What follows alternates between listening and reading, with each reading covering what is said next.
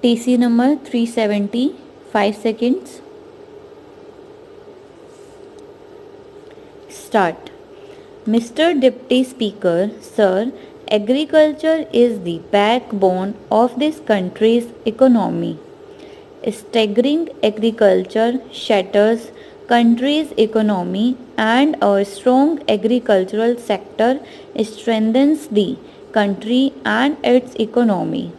In this respect, not only the present one but even the earlier Ministry of Agriculture has made a remarkable contribution towards strengthening the agricultural sector.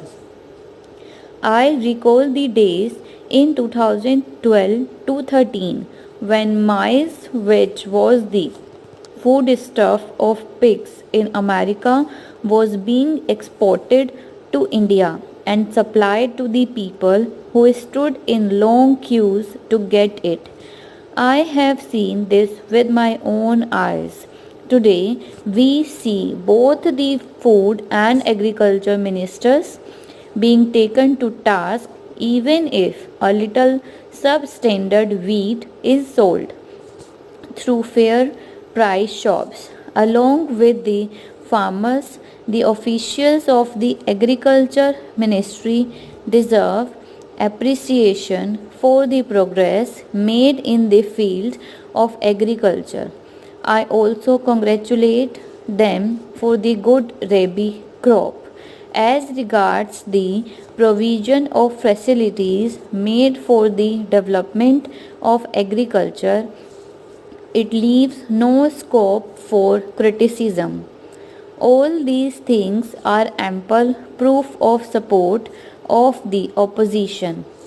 By not moving a cut motion, the opposition has also expressed their agreement in this respect. But suggestions should definitely be given because, howsoever wisely we have planned our resources, it is never foolproof. Whatever arrangements you have made are most praiseworthy. Still, there is need to think in terms of future also. For instance, there has been a marked increase in the country's agricultural yield, so much so that today India is an exporter of food grains. But we must think of ways to increase our per acre yield. The question before us is whether we can increase our per acre yield in proportion to the increase in population. I would like to mention that the Honorable Agriculture Minister has performed the role of an able administrator and a chief minister. Today, the country's public looks to him with high hopes. May I know from the Honorable Minister if we are in a position to increase our per acre food grain production?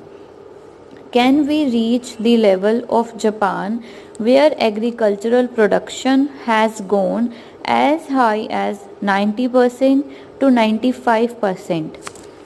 Can we plan manifold increase in the production of wheat considering the rate at which our population is increasing? The present yield will be insufficient to feed the masses of this country.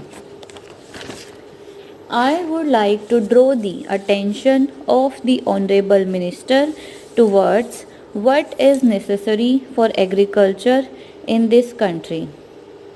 It has been a great misfortune of our country that there has been a drawback in the way land reforms have been enforced in this country. In our country, the size of land holdings has become very small. Every year, we see changes in the agricultural implements. Without changing the size of our agricultural implements, in relation to the diminishing size of land holdings, we will not be able to make full utilization of our agricultural implements.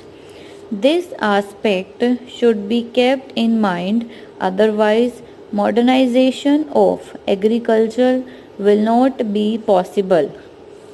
I request the entire House to ask the government to formulate a long term plan which envisage viable land holdings where we can use sophisticated agricultural implements. It is true that we have invented new agricultural implements, but there are some drawbacks in their applicability. We have started manufacturing tractors, cultivators, feeders, etc. How can a farmer with only 1 or 2 acres of land put these to use? Moreover, the cost of agricultural inputs has gone so high that the farmer has to bear the burden of debt on that account, or he is completely deprived of these inputs. Backed with money power, the middlemen offer to purchase the produce of the farmers and later on they sell it to earn profit on it. In this way, small farmers are exploited by the middlemen. What I want is that the government should formulate a scheme wherein modern agricultural implements are used by a cluster of 5 to 10 villages so that small farmers can make use of them at a lesser cost.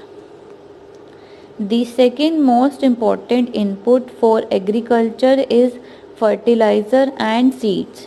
The Honorable Minister has done commendable work in this regard. Crores of rupees are being given to the farmers in the form of subsidy on fertilizers. But I have got first hand experience at the village level that its full benefits do not reach the farmers. In villages, we are told that benefits are being enjoyed by middlemen instead of the farmers. This system should be changed and there should be a reduction in the prices of fertilizers in order to give the real benefit to the farmers. Our country also imports fertilizers.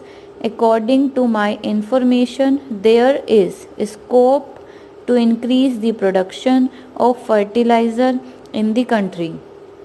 The technology of the 60s, which we have been adopting today, needs to be updated, and the money to be spent on the import of fertilizers should be spent on the modernization of production technology.